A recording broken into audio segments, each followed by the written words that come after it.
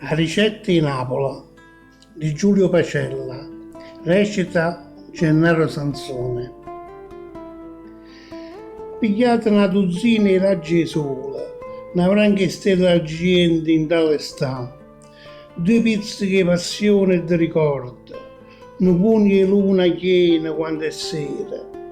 sciogliete dentro un po' d'acqua e mare, miscateci una ponte di sentimenti,